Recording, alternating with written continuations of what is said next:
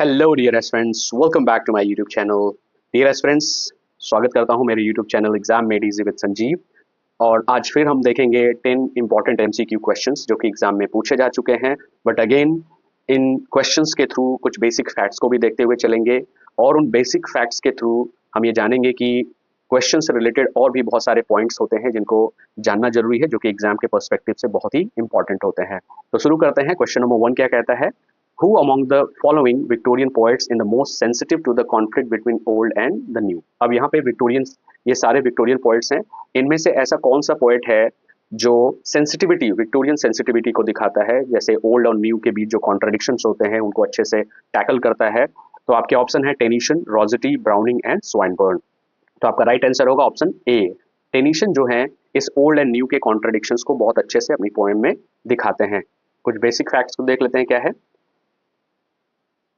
Basic facts क्या कहता है? ऑल्फ्रेड टेनिसन 1809 टू 1892 इनका लाइफ स्पैन रहा है। ये भी इंपॉर्टेंट होता है किसी भी राइटर के लाइफ स्पैन को जानना कि कब वो पैदा हुए, कब उनकी डेथ होती है।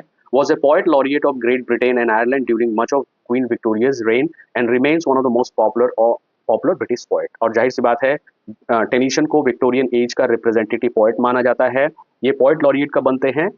Alfred Tennyson became poet laureate of Britain in 1850, यानी 1850 में ये पोएट लॉरिएट बनते हैं after the death of William Wordsworth, succeeding William Wordsworth after Wordsworth death. Wordsworth की डेथ होती है, इसके बाद इनको पोएट लॉरिएट बनाया जाता है।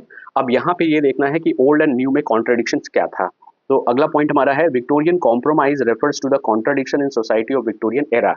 अब विक्टोरियन एरा में कॉन्ट्रडिक्शन किस चीज की बात हो रही है, किस कॉन्ट्रडिक्शन की बात हो रही है? तो यहाँ पे एग्जैक्टली ये जानना जरूरी है कि विक्टोरियन कॉम्प्रोमाइज ये टर्म क्यों आया।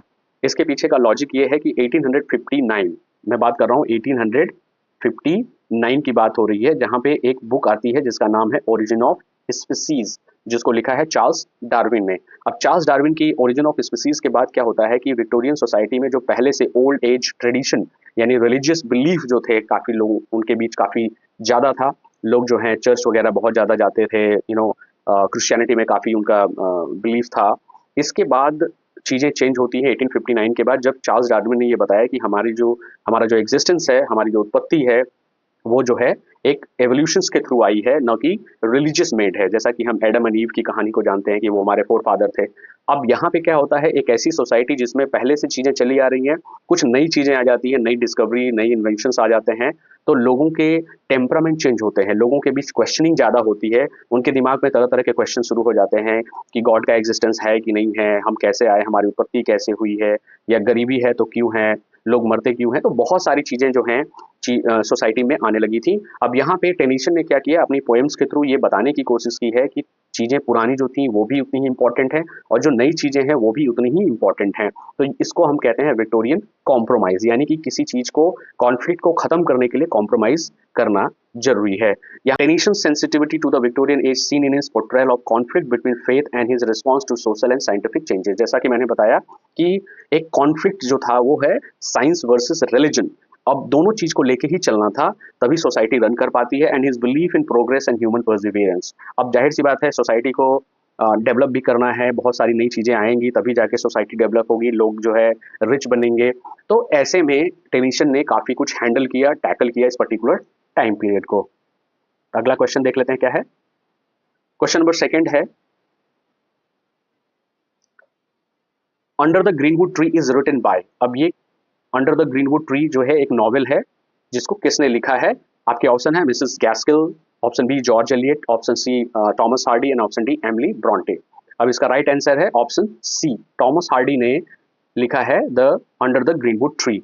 The title under the greenwood tree is taken from a song in William Shakespeare's play as you like it.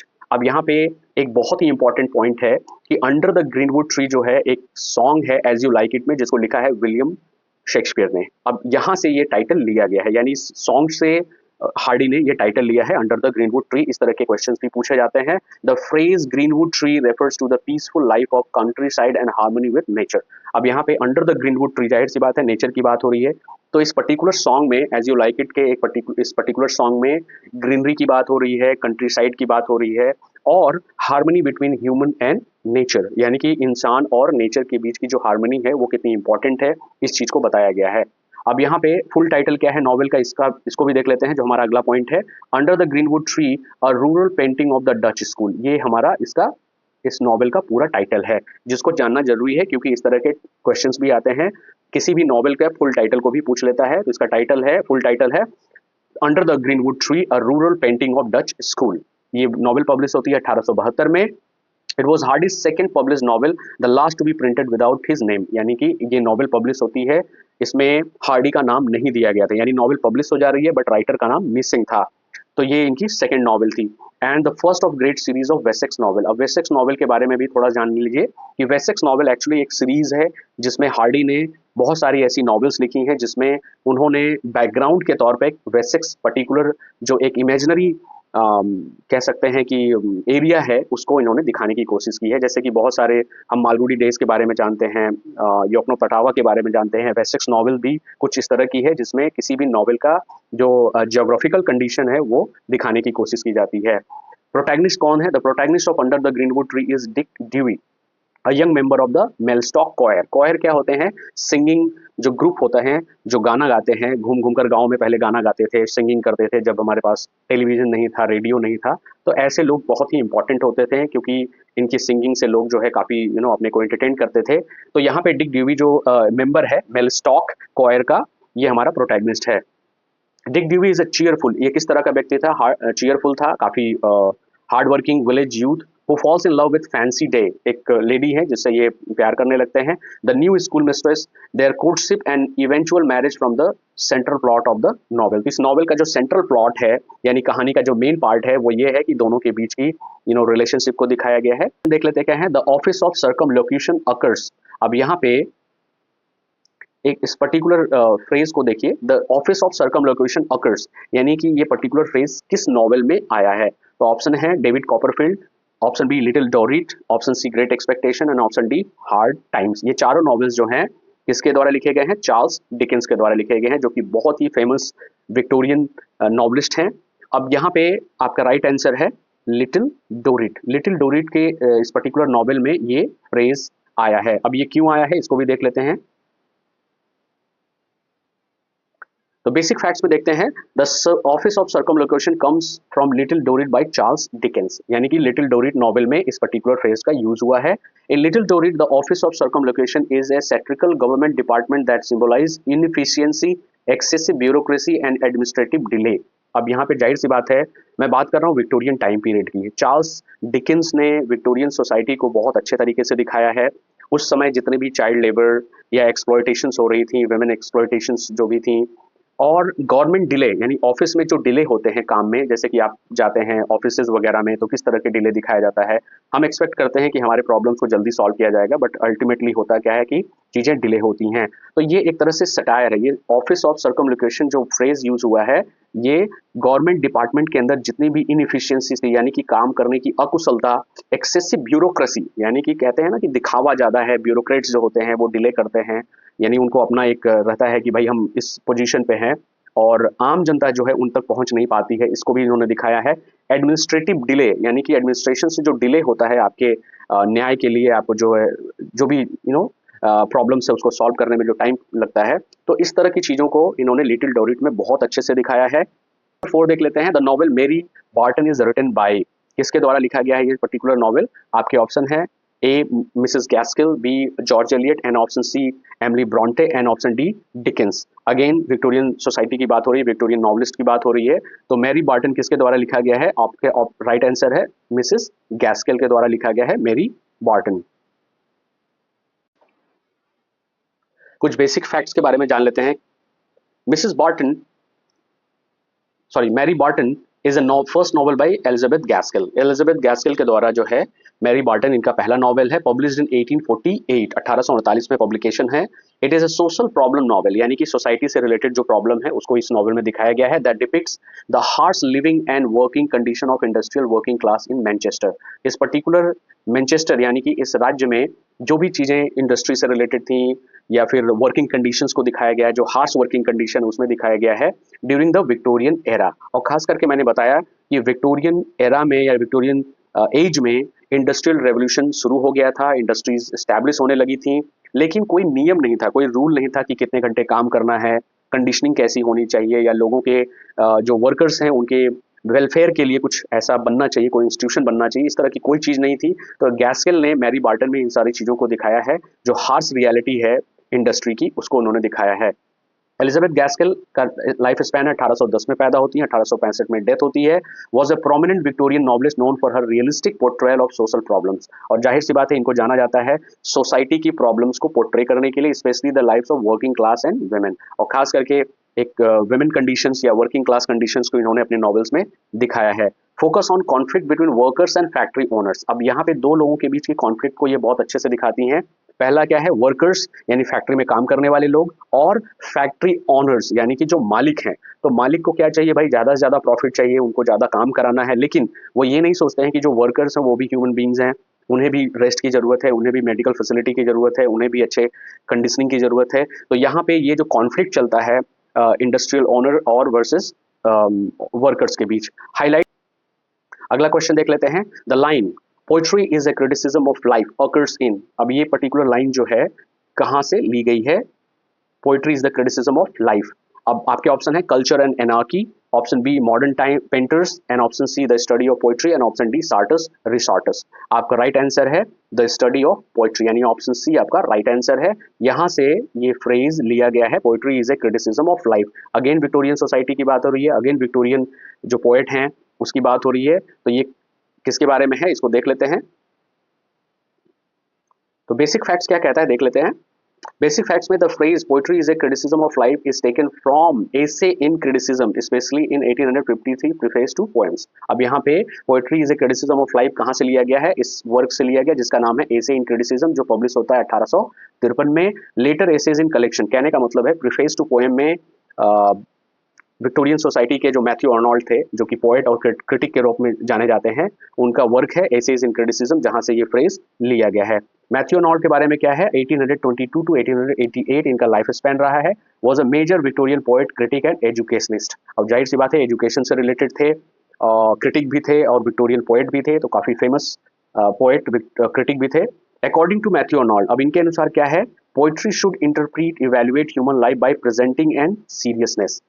अब यहाँ पे पोइट्री को इन्होंने क्या दिया है? एक वैल्यू दी है, एक सुपीरियोरिटी के तौर पे ये देखते हैं कि पोइट्री क्या करती है, पोइट्री को क्या करना चाहिए, इंटरप्रीट करना चाहिए, यानी लाइफ को कैसे क्या हो सकती है, उसकी क्या वैल्यू है, ये पोइट्री के अंदर एक पावर है। और इवेल्युएट ह्यूमन लाइफ, और पोइट्री के थ्रू हम जो है ह्यूमन लाइफ को इवेल्युएट कर सकते हैं, उसकी वैल्यू को, उसकी सीरियसनेस को दिखा सकते हैं। ही बिलीव्ड, वो क्या मानते थे? That great poetry helps people understand life. जो एक महान पोएम होती है यानी पोइट्री होती है, उससे हम एक हेल्प ले सकते हैं ताकि हम ये बता सकें कि हमारी लाइफ कितनी इंपॉर्टेंट है, उसकी कितनी वैल्यू है। क्वेश्चन नंबर 6 देख लेते हैं क्या है। Martha Quest was written by. अब ये एक वर्क है, इसको किसने लिखा है? आपके ऑप्शन है Jean Rhys, B Doris Lessing, option C Iris Murdoch, and D Nadine Gordimer. तो आपका राइट आंसर है ऑप्शन बी, यानी कि डोरिस लेसिंग ने मार्था क्वेस्ट को लिखा है। ये पर्टिकुलर नॉवेल जो है या वर्क है, इसको लिखा है डोरिस लेसिंग ने लिखा है। कुछ बेसिक फैक्ट्स में देखते हैं। Martha quest is the central character in the novel Martha quest, the first volume of children of violence series by Doris Lessing. यानी कि डोरिस लेसिंग के द्वारा एक सीरीज पब्लिश की जाती है, एक वर्क होता है जिसका नाम है चिल्ड्रन ऑफ वायलेंस। यहाँ से इन्होंने इस नॉवेल को लिखा है, यानी एक सीरीज है, सीरीज में कई चीजें होती हैं, कई नॉवेल्स का एक पार्ट होता है। Martha quest is a young girl. अब मार्था क्वेस्ट कौन है? एक प्रोटैगनिस्ट भी है इस नॉवेल की, जो है कैरेक्टर भी है, प्रोटैगनिस्ट भी है। Growing up in colonial southern Africa who struggle with social restrictions, personal freedom and identity. तो मार्था क्वेस्ट जो है सदर्न अफ्रीका में यहाँ इसका लोकेशन है, जो स्ट्रगल करती है बिटवीन क्या? सोशल रिस्ट्रिक्शन, यानी बहुत सारी रिस्ट्रिक्शन जो होती हैं सोसाइटी की, उससे खिलाफ जाती हैं। पर्सनल फ्रीडम की भी बात होती है मार्था क्वेस्ट के द्वारा, एंड आइडेंटिटी, यहाँ पे आइडेंटिटी की बात हो रही है, यानी कि अपने को स्टैब्लिश करना है, अपनी आइडेंटिटी को दिखाना है। सी रिबेल्स, अब वो रिबेल करती हैं, यानी एक तरह से विद्रोह करती हैं अगेंस्ट ट्रेडिशनल वैल्यूज। जो ओल्ड एज ट्रेडिशनल वैल्यूज हैं उसको वो डिनाई करती हैं, डिस्कार्ड करती हैं। एंड सिक्स इंडिपेंडेंस, और चाहती हैं कंप्लीट फ्रीडम, यानी हर सोसाइटी में औरतों को या फीमेल्स को क्या किया जाता है? बहुत सारी रिस्ट्रिक्शंस के थ्रू रखा जाता है, यहाँ पे ये कैरेक्टर उन सारी चीज़ों को ब्रेक करती हैं और उसे कंप्लीट फ्रीडम चाहिए, यानी कि अपनी खुद की identity, self understanding and political awakening. Question number 7 है, the term stream of consciousness was taken from the book. अब यहाँ पे एक टर्म है स्ट्रीम ऑफ कॉन्शसनेस, बहुत ही फेमस टर्म है। इसको किस बुक से लिया गया था, यानी किस किताब से लिया गया था? ऑप्शन है the human mind, option be the principle of psychology, option C the mind of man and option D modes of human behaviour. तो इसका राइट आंसर होगा option be the principles of psychology. इस किताब से इन्होंने stream of consciousness term को लिया। Basic facts में देख लेते हैं क्या क्या है। बेसिक फैक्ट्स कहता है the phrase stream of consciousness was introduced by William James. ये बहुत ही इंपॉर्टेंट पॉइंट है, इसको याद रखिएगा कि इस पर्टिकुलर फ्रेज को जो है विलियम जेम्स की एक किताब है जिसका नाम है द प्रिंसिपल्स ऑफ साइकोलॉजी, जो पब्लिश होती है 1890 में, यहाँ से इस टर्म को लिया गया है। वेयर ही यूज्ड, जहाँ पे विलियम जेम्स ने इसको कैसे डिस्क्राइब किया है, continuous flow of thought in the human mind. यानी कि स्ट्रीम ऑफ कॉन्शसनेस क्या कहता है, एक कंटिन्यूअस फ्लो चलता है। हम जब भी काम करते हैं, किसी वर्क में इंडल्ज हैं या बैठे हुए हैं या चल रहे हैं, ट्रैवलिंग कर रहे हैं, कहीं भी हम रहें, हमारे दिमाग में एक कंटिन्यूअस फ्लो है, थॉट प्रोसेस है जो कि हमेशा चलता रहता है। आप बैठे हैं लेकिन आपका दिमाग जो है कंटिन्यू किसी न किसी चीज़ के बारे में सोचता है, चाहे पास्ट के बारे में, फ्यूचर के बारे में, प्रेजेंट के बारे में। तो इसको ही हम क्या कहते हैं, स्ट्रीम ऑफ कॉन्शसनेस कहते हैं, जिसको विलियम जेम्स ने अपनी किताब द प्रिंसिपल्स ऑफ साइकोलॉजी, जो कि पब्लिश होती है 1890 में, दिया था। Some of the most important stream of consciousness novel in the 20th century।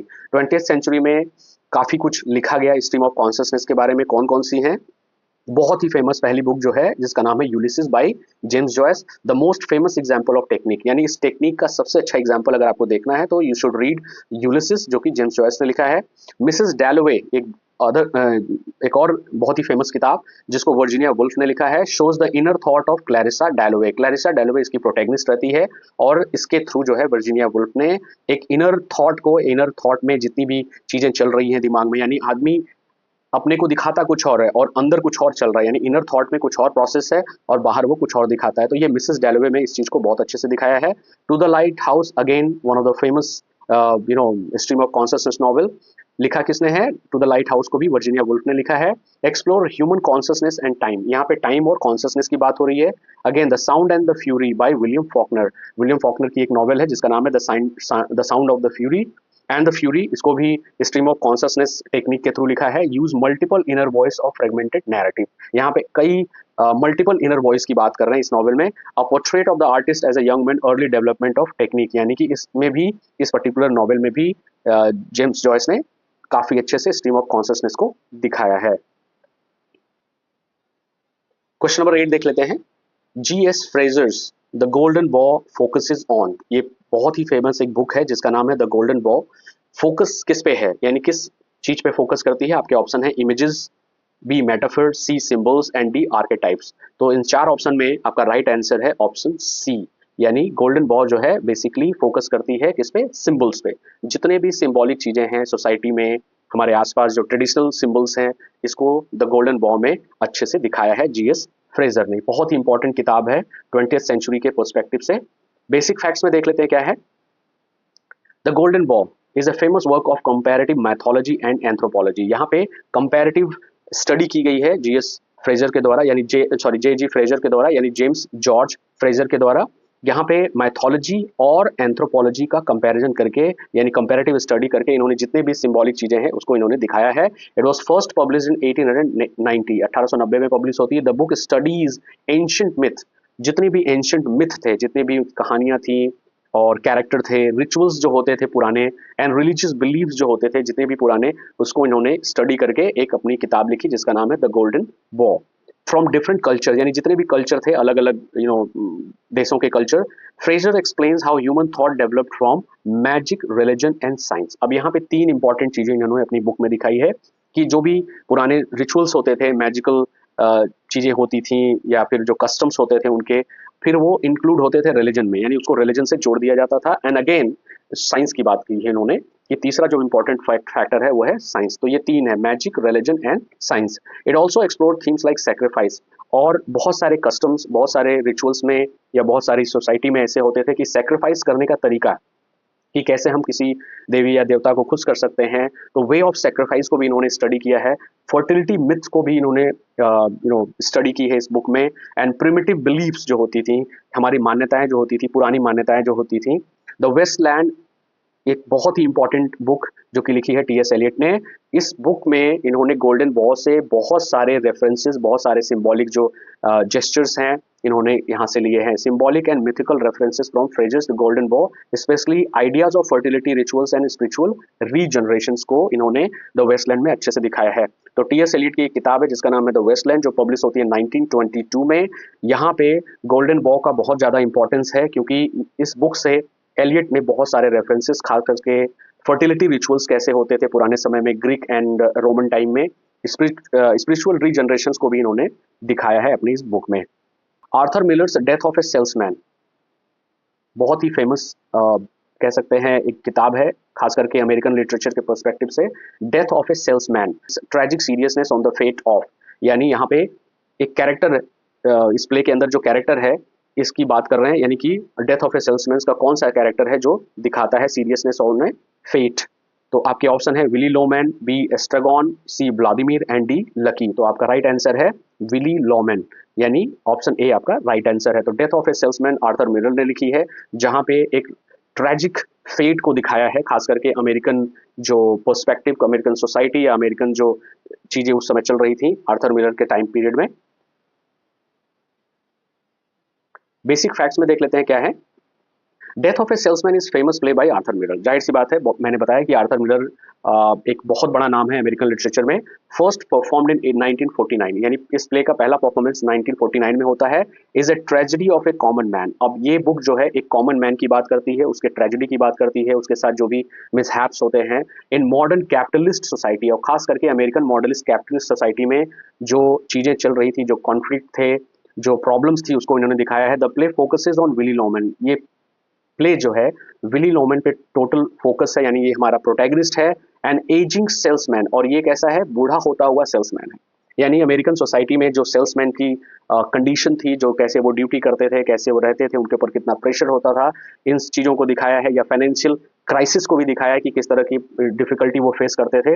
Who struggles, यानी विली लोमैन कैसे स्ट्रगल करता है विथ फेलियर। अब जाहिर सी बात है, एक सेल्समैन क्या चाहता है, यानी कि फाइनेंशियल सिक्योरिटी चाहता है, वो उसमें फेलियर अपने को देखता है। इल्यूजन्स का मतलब है सेल्समैन की जो जॉब होती है उसमें हम देखते हैं कि कैसे एक टारगेट दिया जाता है, उसको आप कंप्लीट करिए, नहीं करने पे आपको बहुत सारी प्रॉब्लम्स झेलनी पड़ती है। एंड लॉस ऑफ आइडेंटिटी, यानी इस वर्क में, सेल्समैन के जो वर्क हैं उसमें आपकी कोई आइडेंटिटी नहीं रह जाती, क्योंकि आपके ऊपर बहुत सारा प्रेशर है, वर्कलोड है। It shows the collapse of A American dream. और इस पर्टिकुलर प्ले में एक अमेरिकन ड्रीम, जो कि एक स्लोगन दिया गया था अमेरिकन सोसाइटी में इंडस्ट्रियलिस्ट के द्वारा या बड़े बड़े लोगों के द्वारा, कि अमेरिकन ड्रीम को बनाना है। ये अमेरिकन ड्रीम क्या है, to make America rich, uses flashback and expressionistic technique to reveal Willie's mental condition। अब यहाँ पे क्या होता है, कुछ चीजें फ्लैशबैक की दिखाई जाती हैं कि कैसे पुराने समय में उसे सपने दिखाए गए जब उसने ये पर्टिकुलर कंपनी ज्वाइन की। अब बाद में क्या होता है कि जैसे जैसे वो बूढ़ा होता है, उसे पता चलता है कि उसके पास तो आज कुछ नहीं है, उसके जो सपने थे, उसकी जो अपनी फाइनेंशियल डिफिकल्टीज थी, आज भी वैसे हैं जैसे पहले थी। तो ये एक बहुत ही फेमस प्ले है, इसको पढ़ना चाहिए, डेथ ऑफ ए सेल्समैन को। Death of a salesman is not a movement based work. ये कोई मूवमेंट बेस्ड वर्क नहीं, but critically examines and exposes the failure of American dream in modern society. एक तरह से अमेरिकन ड्रीम का जो slogan था, जो पर्सपेक्टिव था, उसको ये ब्रेक करता हुआ ये प्ले दिखाता है। नेक्स्ट क्वेश्चन है, द कैरेक्टर लियोपोल्ड ब्लूम, एक कैरेक्टर है, बहुत ही famous character, makes an appearance in the novel. ये किस नॉवेल में अपीयर होता है? आपका ऑप्शन है the sound and the fury, B Ulysses, C to the lighthouse and D the Europeans. तो आपका राइट आंसर है बी, यानी यूलिसिस में लियोपोल्ड ब्लूम को जो है अपीयर किया गया, यानी इसका ये प्रोटैगनिस्ट है। बेसिक फैक्ट्स में देख लेते हैं क्या क्या इंपॉर्टेंट फैक्ट्स हैं। Leopold Bloom is a central character in Ulysses, जो कि पब्लिश होती है 1922 में। तो इसको हम याद कर सकते हैं। द वेस्टलैंड, जो कि एक बहुत ही फेमस बुक है, पोएम है, रिटन बाय टी.एस. एलियट, वो भी पब्लिश होती है 1922 में। यूलिसिस भी पब्लिश होती है 1922 में। और ये यूलिसिस किसने लिखी है? जेम्स जॉयस ने, जो कि अभी मैंने मेंशन किया कि स्ट्रीम ऑफ कॉन्शियसनेस के एक बहुत बड़े writer. It was first serialised in parts in American journal. ये पहली बार जो है सीरियलाइज्ड की जाती है द लिटिल रिव्यू, जो कि अमेरिकन एक जर्नल है, फ्रॉम मार्च 1918 टू दिसंबर 1920। यानी कि पहले के जो वे ऑफ राइटिंग होती थी कि आप किसी पर्टिकुलर मैगजीन्स में अपने वर्क को धीरे धीरे यानी कि पार्ट 1 पार्ट 2 करके पब्लिश करते थे। तो ये 1918 से 1920 के दौरान ये सीरियलाइज्ड होती है, धीरे धीरे पब्लिश होती है, बाद में एक बुक फॉर्म में इसको पब्लिश किया जाता है। Then published in its entirety by Sylvia Beach in February 1922, यानी बाद में एक बुक के रूप में, एक कलेक्शन, एक सिंगल बुक के रूप में पब्लिश होती है 1922 में। और कहाँ? पेरिस में पब्लिश होती है। Leopold Bloom is a protagonist. Leopold Bloom कौन है? प्रोटैगनिस्ट है इस वर्क का of James Joyce Ulysses to who presents the modern common man through his inner thought and daily experience in Dublin। अब जाहिर सी बात है इसका जो बैकग्राउंड है ये है डबलिन का। डबलिन कहाँ है? आयरलैंड। तो मॉडर्न कॉमन मैन के जो थॉट प्रोसेस थे इसको बहुत अच्छे तरीके से लियोपोल्ड ब्लूम के थ्रू यूलिसिस में जेम्स जॉयस ने दिखाया है। Leopold Bloom is a middle aged जीविश man. कौन है? जीविश मैन है, मिडिल एज्ड है, यानी कि मिडिल एज अराउंड 40 to 50 के अराउंड है। लिविंग इन डबलिन, कहाँ रहता है? डबलिन में रहता है। Who spends a single day, 16 जून 1904 की बात की। इस तरह के क्वेश्चंस भी बनते हैं कि इस पर्टिकुलर टाइम को क्वेश्चन के थ्रू पूछा जाता है कि किस दिन की बात हो रही है। तो 16 जून 1904 की बात हो रही है जहाँ पे एक सिंगल डे में इस पूरे नॉवेल को दिखाया गया है। तो ये डे कौन सा है? Single day 16 June 1904। Now through a city, through his thought and experience, Joyce present inner life of an ordinary individual. The stream of consciousness technique, Bloom symbolizes modern every man representing human curiosity and sensitivity को दिखाया है। यानी Leopold Bloom के through जो है Ulysses में James Joyce ने एक इनर थॉट को एक सिंगल कॉमन मैन के थ्रू जो है एक पूरे इंटायर जनरेशन को इन्होंने दिखाने की कोशिश की है कि किस तरह का कॉन्फ्लिक्ट रहता है या जो भी उसके दिमाग में चलती हैं चीज़ें रिगार्डिंग सोसाइटी, रिगार्डिंग हिमसेल्फ। तो ये बहुत अच्छी तरीके से इन्होंने दिखाया है। बहुत ही फेमस नॉवेल है यूलिसिस। तो आई होप कि आपके ये 10 क्वेश्चन से आपको काफ़ी बेनिफिट होने वाला है और मिलते हैं अगले 10 MCQ क्वेश्चंस के साथ।